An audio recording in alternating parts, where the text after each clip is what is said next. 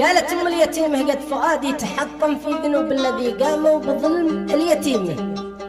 من ظلم ابنتي بالظلم لا بدي يظلم عند رب السماء، يلقى الندم والظليمه. ربنا يجعل الظالم يعذب ويندم بظلمها وخلاها بظلمه أليمه. يا زمان الجفاء خليته الرأس والرم، واصبحت في مدارك كل حاجة وخيمة. قصيدة من أم عبد الله تحكي وتعبر بما فيها، مع تحيات تسجيلات الكوماني دمار الجمهورية اليمنية.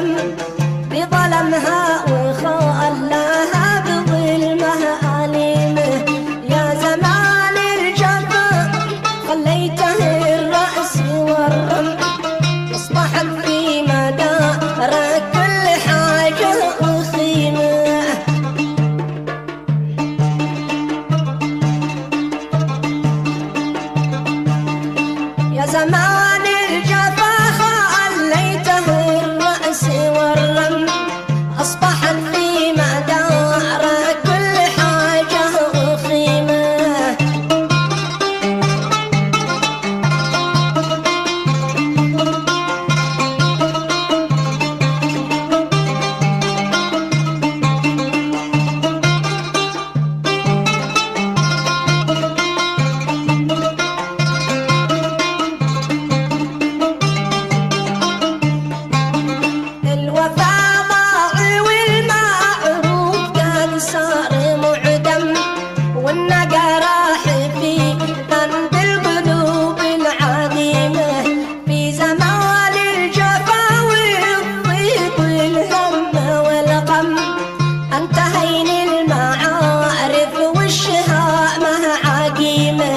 وانتهى الصدق والإخلاق والكذب خيم عند بعض النفوس الظالمة والغشيمة.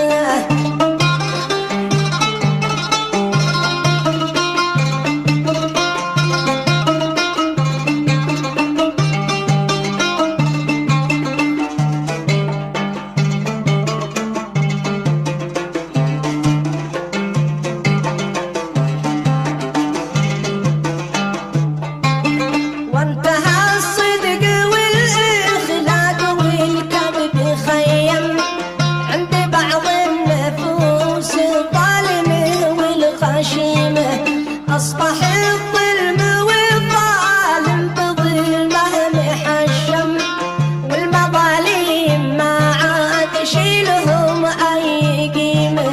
في زمان البواطل قد عيوني باكت دم، والسلقة بعاني والأمال والعزيمة.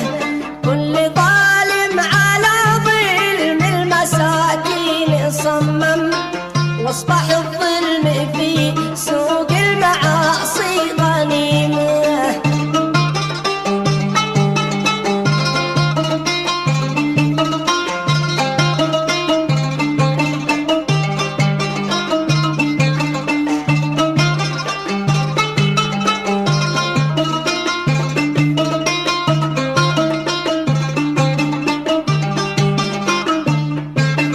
كل ظالم على ظلم المساكين صمم، واصبح الظلم في سوق المعاصي غنيمة.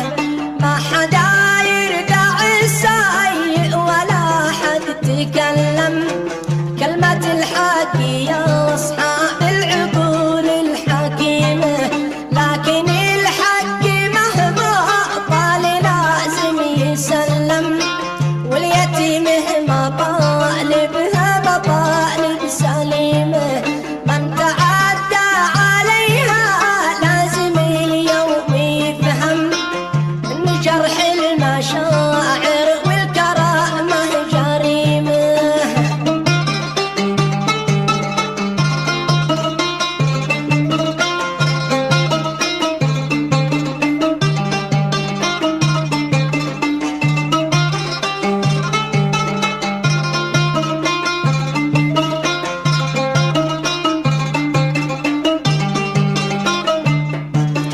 لكن الحق مهما طال لازم يسلم، واليتيم مطالبها مطالب سليمة.